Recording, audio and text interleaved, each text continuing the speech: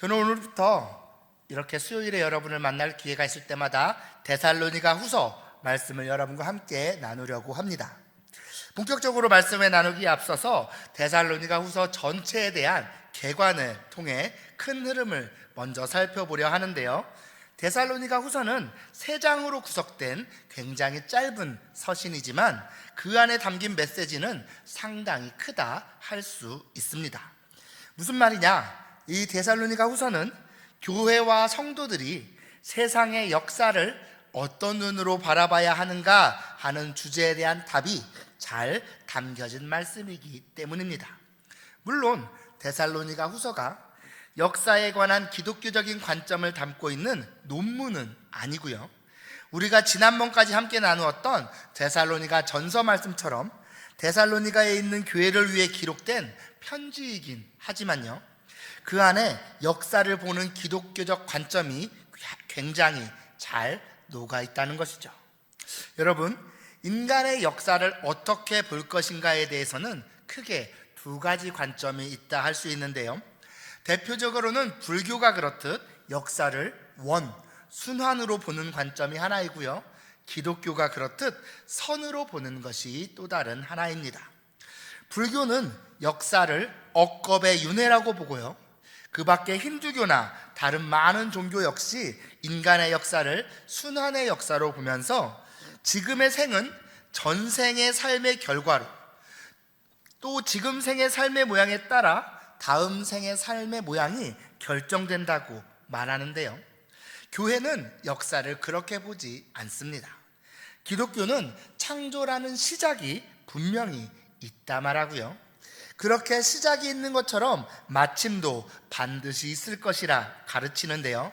마지막 때에 예수님의 재림이 있고 재림을 통한 이 세상과 역사의 완성이 있으며 그러한 종말의 때가 우리 삶에 반드시 올 것이라는 것이죠. 이처럼 역사에 대한 성경의 관점은 원이 아니라 선이라는 이 주제를 오늘부터 살펴볼 데살로니가 후서가 잘 담고 있는데요. 우리가 역사를 바라볼 때 분명한 시작과 마지막을 가진 선으로 봐야 함을 꼭 기억하시고, 데살로니가 후서 말씀을 통해 우리가 지금은 불완전한 이 땅을 살지만 언젠가 완성되기를 기다리는 사람들임을 바로 알아 진정한 완성이 우리에게 주어질 종말의 때를 사모하고 기다리며 살아가시기를 소망합니다. 더불어 이 데살로니가 후서에는 1장에서 3장까지 각 장을 통해 당시의 교회를 어지럽히던 특정한 부류의 무리들을 우리에게 보여주는데요. 1장에서는 교회를 핍박하는 자들에 대해 다루며 이러한 핍박을 통과하는 성도들을 위로하면서 모두에게 하나님의 공의로운 심판이 있을 것이라며 격려하고 있고요. 2장에서는 종말이 이미 왔다, 예수의 재림이 이미 이루어졌다 라고 말하며 사람들을 넘어뜨리던 거짓 선생에 대한 내용을 이야기하기도 합니다. 2장 말씀을 나눌 때 좀 더 자세히 나누겠지만요, 예수님께서는 이 땅에 계실 때 종말이 올 때 반드시 표시가 있을 것이라 말씀하신 바 있습니다. 종말은 우리가 알지 못할 때 도적같이 온다고 하셨지만, 그럼에도 우리는 눈이 열려있는 자들이기에 종말이 올 때 그때를 반드시 알 수 있다는 것입니다. 물론 그 정확한 날짜가 언제일지 그러한 것들은 우리가 알 수는 없겠지만요, 종말은 정해진 순서에 따라, 즉 아무런 징후 없이 갑자기 예수님께서 오시는 것이 아니라 예수님께서 오시기 전 반드시 먼저 일어나야 할 일들이 일어나야 하기에 우리는 그때를 알 수 있다는 것이죠. 그 징후는 바로 성도들 가운데 믿음을 저버리는 배도자가 나타나는 일과 멸망의 아들이 일어나 사람들을 넘어뜨리는 일인데요, 그 2가지 일이 일어난 후에야 예수님께서 오시는 것이기에 그런 일이 일어나기 전 예수님께서 이미 왔다고 가르치는 사람들은 거짓 선생에 불과하고요, 그러한 거짓 선생들에게 미혹되지 말고 늘 말씀 앞에 서서 주어진 상황을 믿음으로 잘 분별하면서 신실하게 살아가라는 것이 2장 말씀의 내용이라 할 수 있습니다. 마지막으로 3장에서는 종말의 때를 기다림에 있어서 잘못된 적용을 하는 이들의 이야기가 나오는데요, 곧 종말이 올 텐데 일은 해서 뭐하나? 라며 일하지 않는 사람들의 이야기입니다. 종말이 가깝기에 더 이상 일할 필요가 없고 그냥 기다리기만 하면 된다고 하면서 교회를 문란하게 하고 어지럽히는 게으른 자들에 대한 경고가 3장 말씀에 주어지고 있는 것이죠. 이 정도 내용을 기억하면서 데살로니가 후서 말씀을 한 구절 한 구절 여러분과 함께 나누려 하는데요, 오늘은 특별히 편지를 시작하는 인사말을 통해 이 편지의 직접적인 대상이라 할 수 있는 데살로니가 교회와 함께 하나님의 말씀으로 이 편지를 받고 있는 우리들이 가지는 성도로서의 정체성은 과연 무엇인지, 그리고 그렇게 성도된 우리에게 주시는 하나님의 선물은 무엇인지 함께 나누고자 합니다. 먼저 데살로니가 후서를 시작하면서 바울이 데살로니가 교회를 향해 전하는 인사말을 통해 데살로니가 교회 성도들이 가져야 했던 이중적인 정체성을 우리는 볼 수 있는데요, 우리 오늘 본문 1절 말씀 함께 한번 읽어볼까요? 1절입니다. 시작. 바울과 실로아노와 디모데는 하나님 우리 아버지와 주 예수 그리스도 안에 있는 데살로니가인의 교회에 편지하노니. 아멘.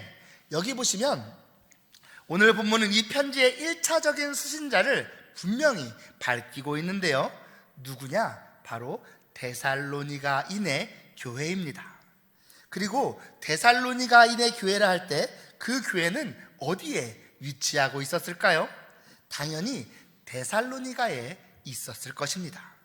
제가 정확한 주소까지는 알 수 없지만 2000년 전 소아시아 데살로니가 지역 어딘가 특정한 위치에 자리 잡고 있던 데살로니가 교회의 지체라는 것이 이들의 하나의 정체성이라는 것입니다.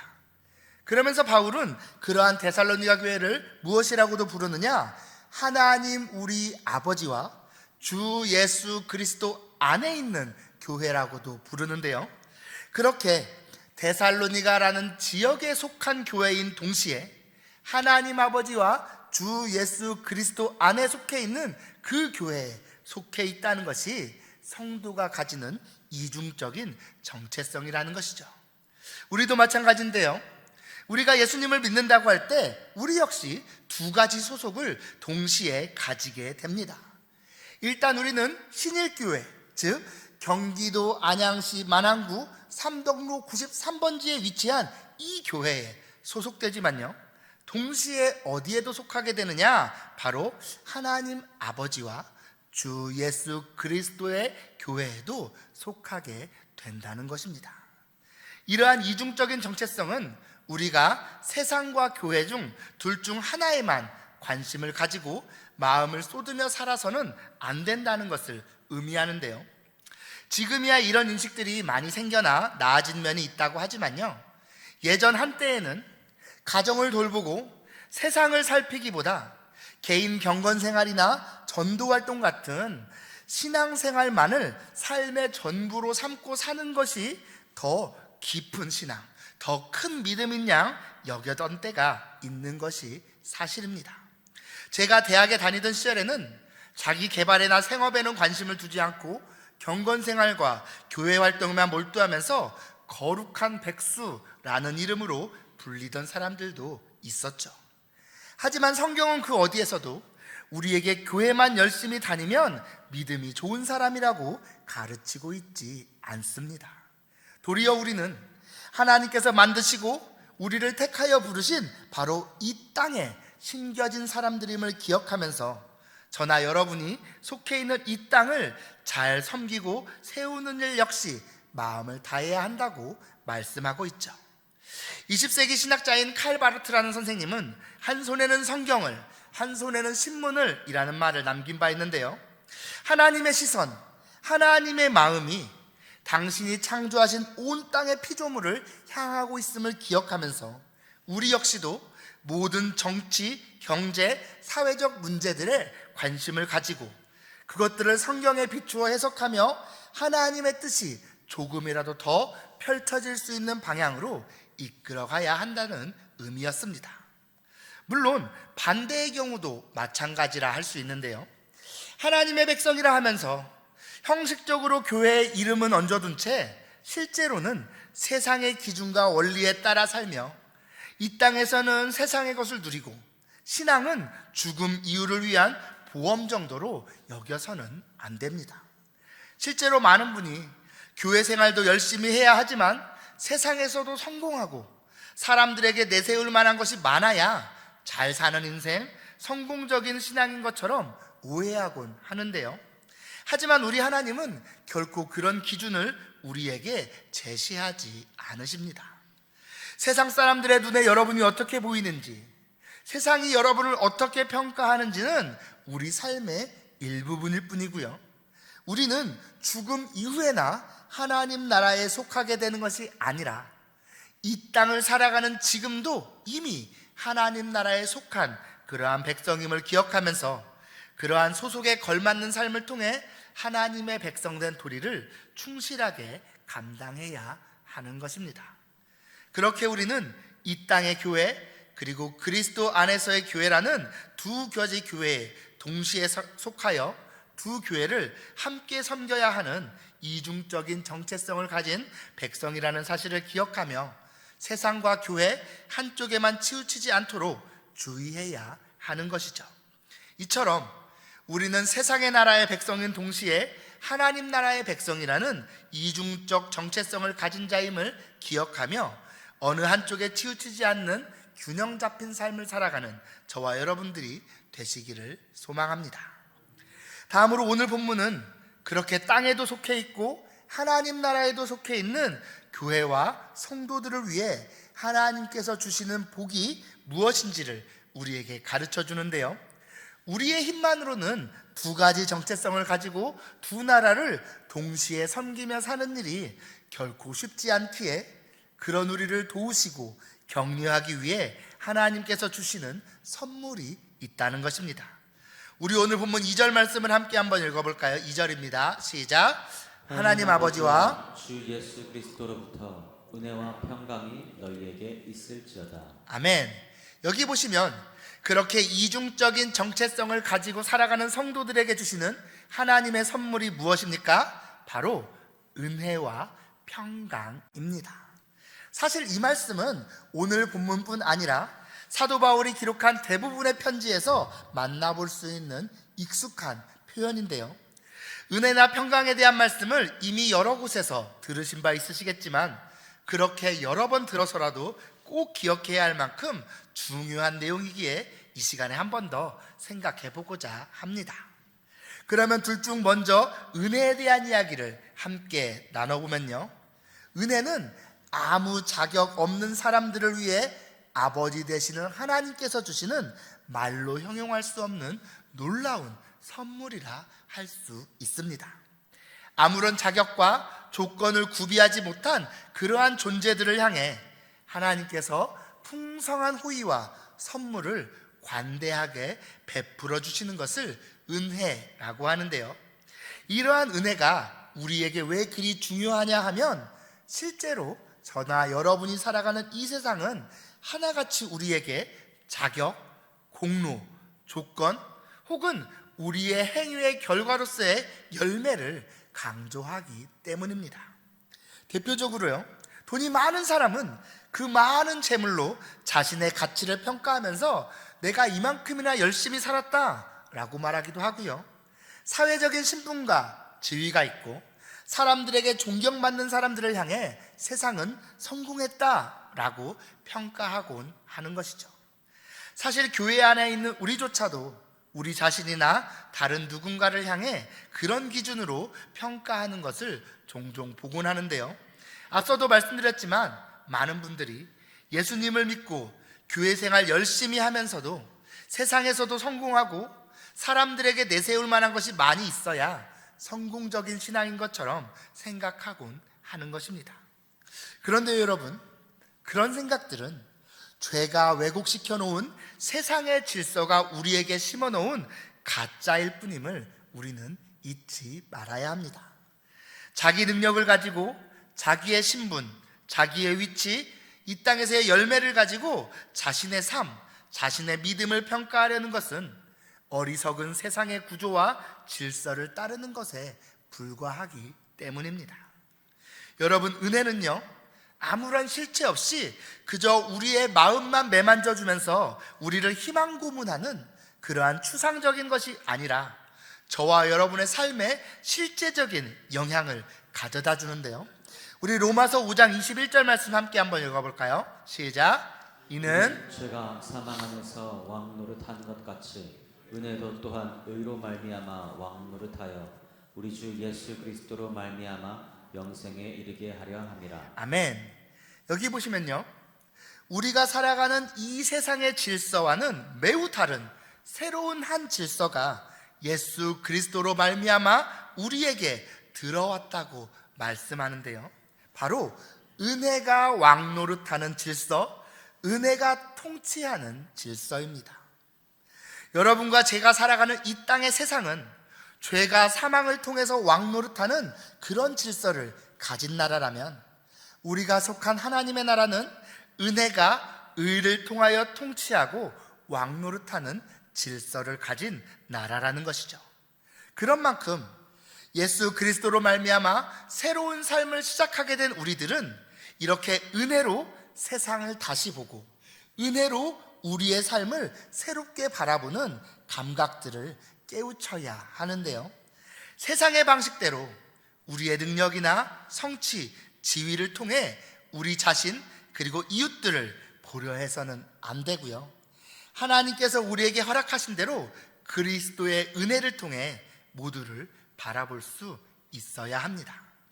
자격이나 공로, 능력에 근거해서 나나 다른 사람들을 평가할 것이 아니라 자격 없는 우리에게 아무 조건 없이 풍성한 선물과 호의를 베풀어 주시는 아버지의 은혜가 통치하는 다른 구조, 다른 질서에 대한 눈을 열어 그것을 가지고 자신을 바라보고 다른 사람을 볼 수 있어야 하는 것입니다. 그것이 여러분과 제가 이 땅에서 살아가야 할 성도로서의 삶이자 하나님의 선물로서의 은혜를 풍성히 누리는 삶인 것이죠. 그렇다면 그렇게 은혜 안에서 우리의 눈이 열려서 정말로 은혜가 나를 나되게 하고 하나님께서 주신 새로운 질서 안에 내가 속하게 되었음을 우리가 깨닫게 되었을 때, 그런 우리의 삶은 어떻게 달라지게 될까요?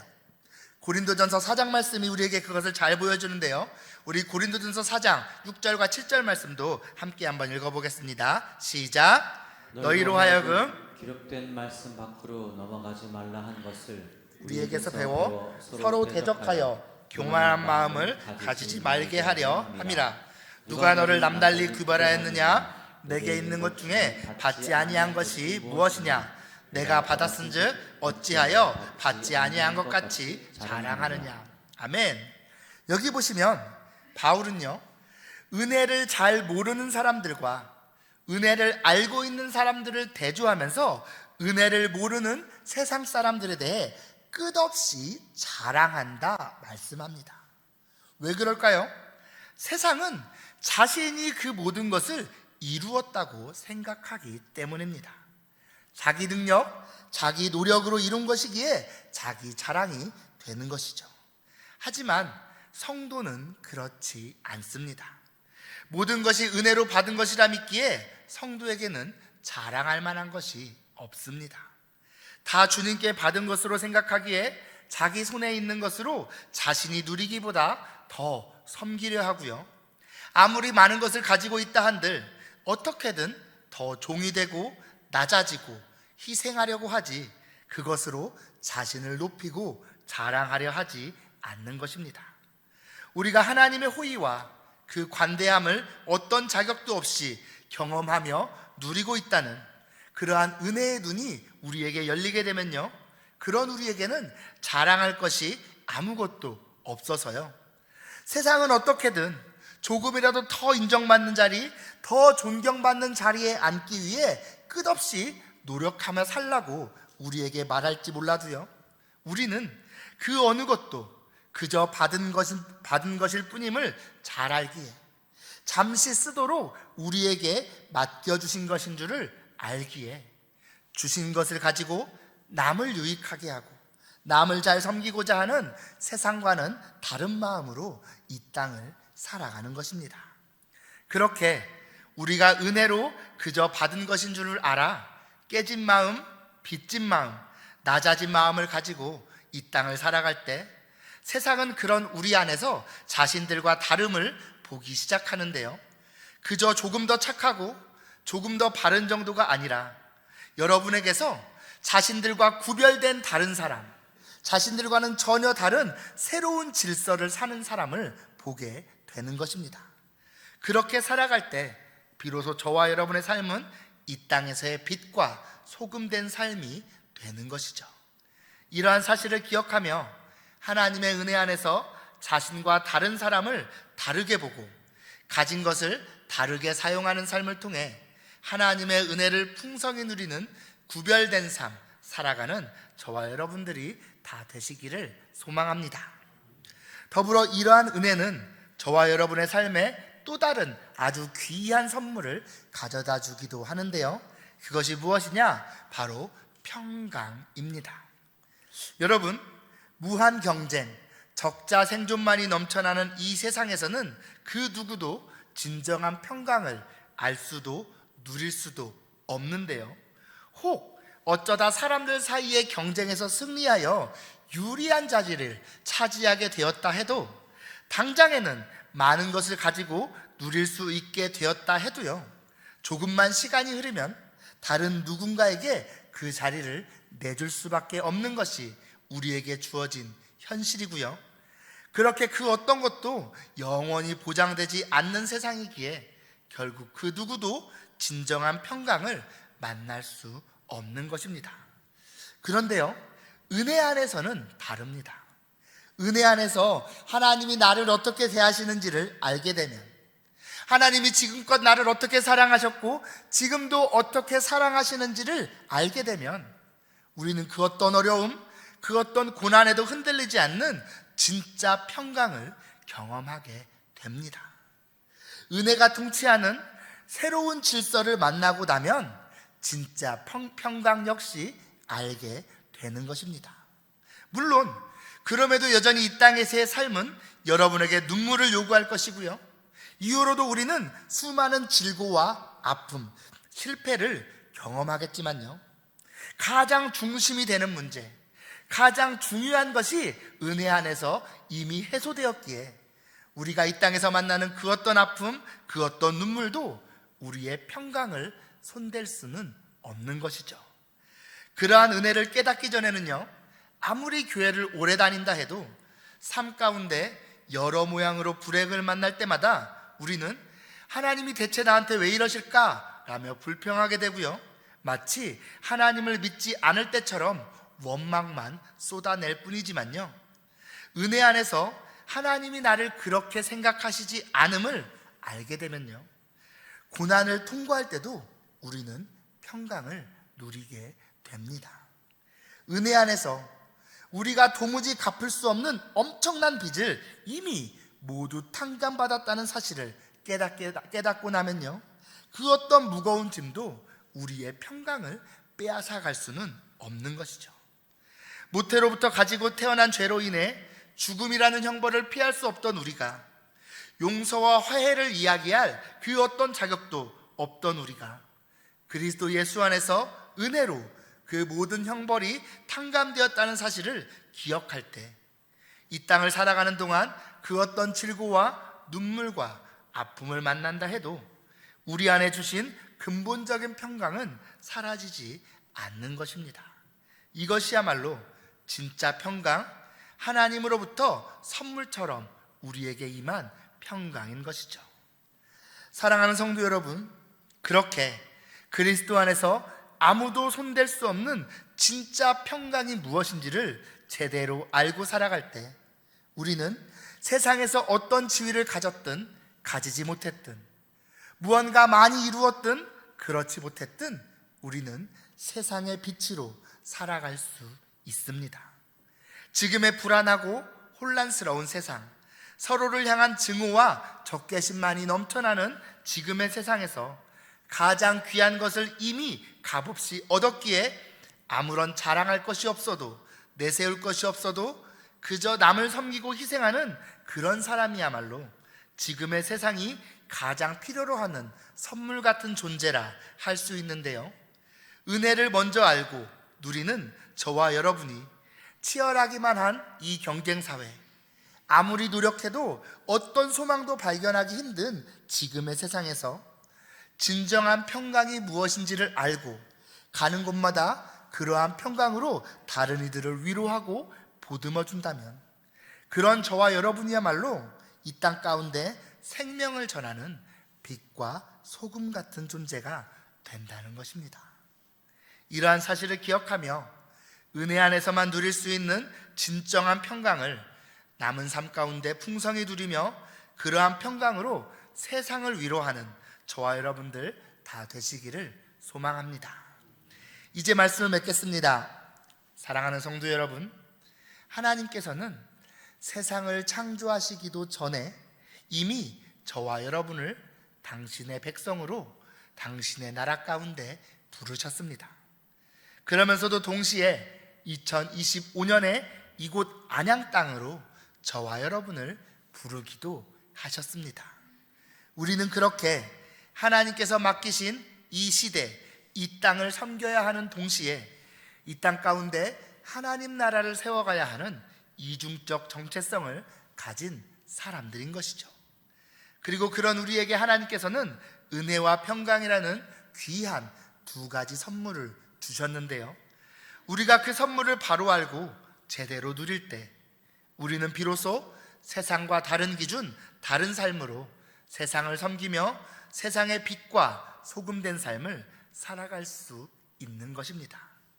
이러한 사실을 기억하며 서로가 살아가는 모양은 다르고 삶의 형편은 다를지라도 각자의 삶의 현장에서 안양 신일교회의 성도이자 하나님과 그리스도의 교회의 성도로서의 이중적 정체성 모두를 충실하게 이루어가는 저와 여러분들이 되시기를 소망합니다. 그렇게 하나님께서 주신 선물로서의 은혜를 풍성히 누리며 그 어떤 고난과 어려움 앞에서도 평강을 잃지 않으므로 이 땅 가운데 다른 질서, 다른 삶, 다른 소망이 있음을 보여주며 증거하며 살아가는 저와 여러분들 다 되시기를 진심으로 소망합니다. 기도하시겠습니다.